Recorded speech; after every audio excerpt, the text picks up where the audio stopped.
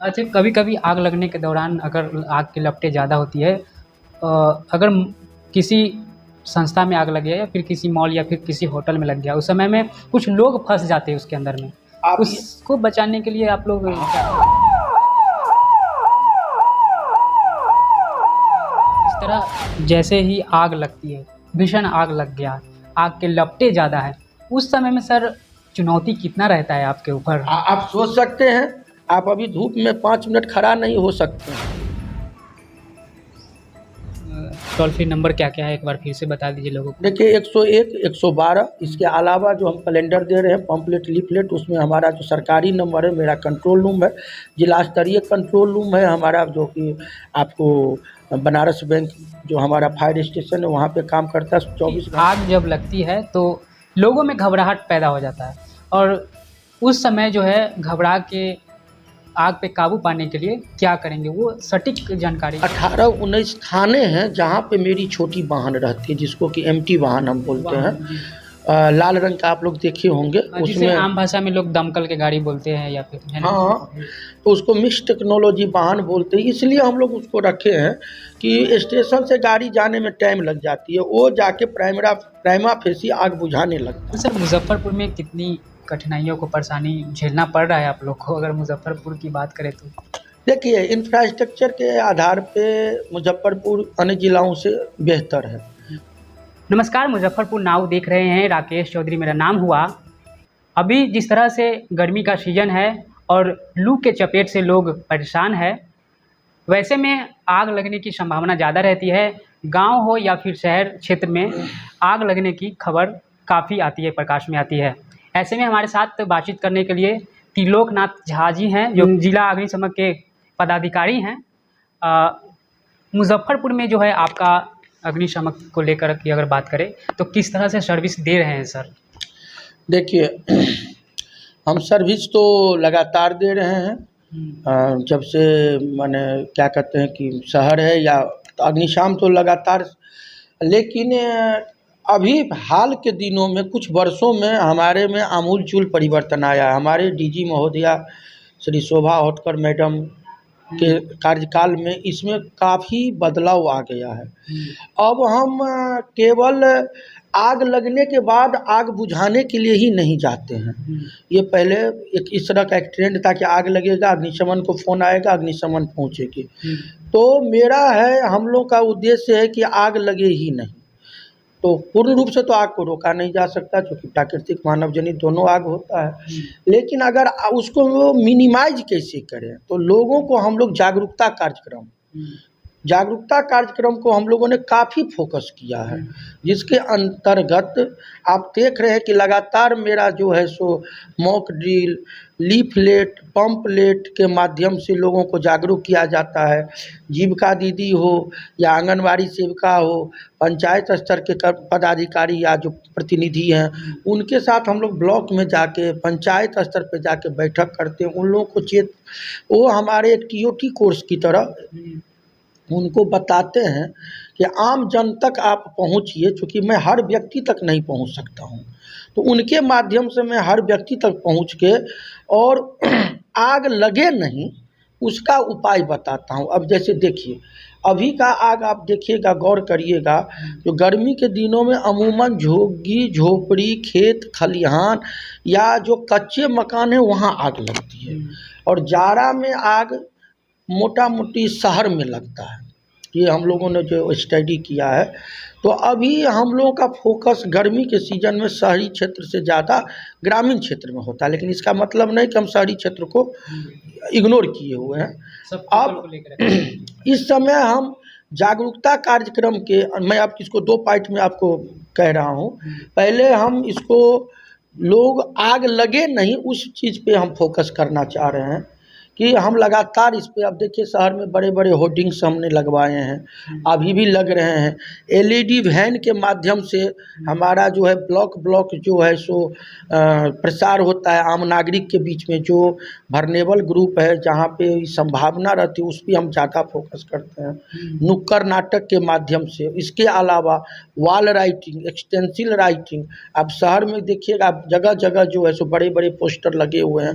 लोगों को हम ये बताते बताते हैं कि आग लगने पे आपको क्या करना चाहिए। पहले तो आग लगे नहीं, अगर आग लगे तो क्या करना देखिए चाहिए। सर, दरअसल होती है ना कि आग जब लगती है तो लोगों में घबराहट पैदा हो जाता है और उस समय जो है घबरा के आग पे काबू पाने के लिए क्या करेंगे, वो सटीक जानकारी आपसे लें। देखिए सबसे पहले तो धैर्य बना के रखना होगा। अच्छा। धैर्य बना के रखने के अलावा जो है आपका हमारा जो नंबर है 101 और 112, उस पे आप फ़ोन करिए। अच्छा, तो नंबर टोल फ्री नंबर 101 और 112 है। जब आग लगने के दौरान इस पे कॉल करें, कितना जल्दी सर्विस मिल जाएगा लोगों को? या हमारे स्टेशंस हैं जैसे मुजफ्फरपुर और मोतीपुर, 2 बड़े स्टेशन हैं। अग्निशाम इसके अलावा करीब-करीब ज़िला में 18-19 थाने हैं जहाँ पे मेरी छोटी वाहन रहती है, जिसको कि एमटी वाहन हम बोलते हैं। वाहन, जी। लाल रंग का आप लोग देखे होंगे हाँ, जिसे उसमें। आम भाषा में लोग दमकल के गाड़ी बोलते हैं या फिर, है ना? हाँ, तो उसको मिक्स टेक्नोलॉजी वाहन बोलते हैं, इसलिए हम लोग उसको रखे हैं कि स्टेशन से गाड़ी जाने में टाइम लग जाती है, वो जाके प्राइमा फेसी आग बुझाने लगता है एमटी वाहन। तो 18-19 जगह है। तो कोई भी दूर दराज कुछ क्षेत्र हैं, रिमोट हैं या वहाँ, नहीं तो अमूमन हम लोग 5 से 10 मिनट में पहुँच जा रहे हैं इस समय। उसके बाद पहला गाड़ी पहुँचा, तब तक उसकी वर्नेबिलिटी के आधार पे दूसरा, तीसरा और कलेक्ट करके वहाँ पे हम लोग पहुँच जाते हैं। तो सर, मुज़फ्फ़रपुर में कितनी कठिनाइयों को, परेशानी झेलना पड़ रहा है आप लोग को, अगर मुज़फ्फ़रपुर की बात करें तो? देखिए इंफ्रास्ट्रक्चर के आधार पे मुजफ्फरपुर अन्य ज़िलों से बेहतर है। रोड भी है, पहुँच भी है, ग्रामीण क्षेत्र तक हम आसानी से पहुँच जा रहे हैं। और दियारा इलाका बहुत बड़ा नहीं है यहाँ, जैसे कि भागलपुर में या और अन्य इलाकों में काफ़ी दियारा इलाका है, वहाँ काफ़ी। लेकिन कुछ इलाका अभी भी है जहाँ पे पहुँचने में काफ़ी कठिनाई होती है। तो जैसे कई बार हुआ है कि जैसे खेत से संजोग था कि गेहूँ कटा हुआ था, तो खेत से ट्रैक्टर का लीक बना हुआ था, तो हम लोग उससे हमारा स्कॉर्पियो गया। वाहन भी कई बार ले जाना पड़ता है। तो कुछ इलाके हैं जहाँ पे जाने में दिक्कत है, नहीं तो पहुँचने में बहुत ज़्यादा हमको दिक्कत नहीं होती है। हाँ, दूरी मेजर करता है, चूँकि स्टेशन से जितना दूरी रहेगा उतना तो थोड़ा टाइम लग जाता है। लेकिन आम पब्लिक, एक बात हुआ है जैसे हत्था-उठी में जो है सो नहीं गिजास में आग लगी थी, तो मैंने देखा कि वहाँ कनेक्टर लगाया हुआ था, जो पंचायती राज विभाग का नल जल योजना के अंतर्गत जो पंप है। इतना फ़ायदा हुआ हम लोगों को पानी लेने में कि माने, और उसमें ने तो 20-25 झोपड़ी और जलती वाले। सेकेंड बात, अभी हम लीफ प्लेट, पम्पलेट या अन्य जो वितरण करते थे, तो लोग उसको फाड़ के फेंक लेते थे, वन टाइम पढ़ते थे, उसके बाद फिर वो। लेकिन अभी हम कैलेंडर छपवा दिए हैं जो घर में टांगने के लिए है। अभी काफ़ी संख्या में मुजफ्फरपुर, समस्तीपुर के लिए हमने कैलेंडर टांगा है। हमारा है कि अभी हम ग्रामीण क्षेत्र और कम से कम कच्चे मकान के क्षेत्र को फोकस कर रहे हैं। हर व्यक्ति को हम एक कैलेंडर देना चाहते हैं और हमारा उद्देश्य है कि हर आदमी उसको घर में टांग के रखे। आग लगने पे जब वो घबराते हैं तो उसमें सारा चीज़ लिखा हुआ है, जैसे झोपड़ी का आग लगने पे क्या करना है, खेत खलिहान के आग लगने में क्या करना है, अगर गैस सिलेंडर में आग लगता है तो क्या करना है, बहुमंजिली इमारत में आग लगती है तो क्या करना है। साथ साथ सारे कॉन्टैक्ट नंबर, हमारा नंबर, हमारे स्टाफ का नंबर, हमारे स्टेशन का नंबर, सरकार का नंबर, टोल फ्री नंबर, सारा सूचना है। तो लोगों से आग्रह है कि जिनको वो मिले उसको टांग के अपने घर में, जिस तरह अन्य कैलेंडर को रखते हैं उसको मुख्य जगह पे रखें कि अगर उनके परिचय मेहमान अन्य लोग आते हैं तो देखें। क्योंकि इतना मैं अपने नज़रिया से कहता हूँ कि उसको इतना अच्छा हम डिज़ाइन किए हैं कि लोग एक बार पढ़ना चाहेंगे। जी सर, जिस तरह जैसे ही आग लगती है, भीषण आग लग गया, आग के लपटें ज़्यादा है, उस समय में सर चुनौती कितना रहता है आपके ऊपर? आप सोच सकते हैं, आप अभी धूप में 5 मिनट खड़ा नहीं हो सकते हैं और उस धूप में हम फायर का काम करते हैं। होता क्या है कि जहाँ आग लगती है वहाँ सडन उसके चारों तरफ सरकमफ्रेंस में काफ़ी तेज़ी से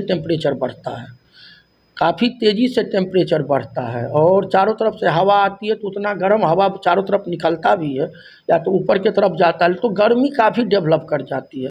लेकिन उस हमको उस समय गर्मी नहीं दिखाई देता है, हमको आग की भीषण लपट को देखते हैं। समन करने का कार्य दिखता है। तो जो हमारा ड्यूटी है अवॉइडेड सरकार के द्वारा, हम वो काम करते हैं और उसमें मैक्सिमम अपना जो है सो। अच्छा, कभी-कभी आग लगने के दौरान अगर आग की लपटें ज़्यादा होती है, अगर किसी संस्था में आग लग गया या फिर किसी मॉल या फिर किसी होटल में लग गया, उस समय में कुछ लोग फँस जाते हैं उसके अंदर में। आप उसको बचाने के लिए आप लोग क्या करते हैं? हमारे पास है पूरा सिस्टम है, जैसे कि हम ऑक्सीजन सिलेंडर के साथ जाते हैं, उसमें प्रॉक्सिमिटी सूट हमारे पास है। हम वो गम बूट पहन के जाते हैं। गम बूट है कि हमारा वो आग में वैसा बूट होता है कि अगर आग पे भी पाँव रखिएगा तो हाथ जलेगा, पाँव जलेगा नहीं। प्रॉक्सिमिटी सूट है और फायर रेसिस्टेंस होता है, वो पहन के हम जाते हैं। धुआं में या आग में लोगों को हम उससे बचाते हैं। इसका उदाहरण आपका संस्कार होटल है, जो मुजफ्फरपुर में संस्कार होटल है, उसमें आग लगी थी पिछले साल। तो करीब 15 आदमी को हम लोगों ने इसे ही रेस्क्यू किया था। जो वहाँ से हम जो बगल में मॉल है, ये क्या कहते हैं कि स्मार्ट रिलायंस का मॉल है, तो वहीं पे से लेके उसके से उस छत से लेके उस छत पे 15 आदमी को हमने रेस्क्यू। उसमें एक का टांग टूट गया था, तो 15 का हम लोगों ने रेस्क्यू किया था उसी में। कितना भी बड़ा लपट हो, हम लोग तो ट्राई करते हैं और लोगों को बचाते हैं। आग लगने के दौरान सटीक 3 चीज़ बताइए जिससे आग पे काबू पाया जाए? जैसे में बालू हो, भींगा हाँ, भींगा हुआ आप कपड़ा हो, बोरा हो। आपको बता रहा हूँ हुँ, कि एक बात आप याद रखिए, गाड़ी में आग लगे, पेट्रोल गाड़ी में आग लगे तो वहाँ पे आप हीरोपंती मत दिखाइए। कार के टंकी में 10 लीटर 20 लीटर पेट्रोल भरा हुआ है, तो अब उसको आप छोड़ दीजिए, फायर को फ़ोन करिए, क्योंकि वो पेट्रोल की आग हो या डीजल की आग हो, वो पानी से नहीं फूटता है।